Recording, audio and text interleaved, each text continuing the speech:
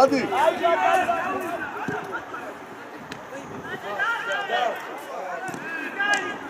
ჩაფი დაანიკანა ჩაფი. ადაგარ, იდაკ.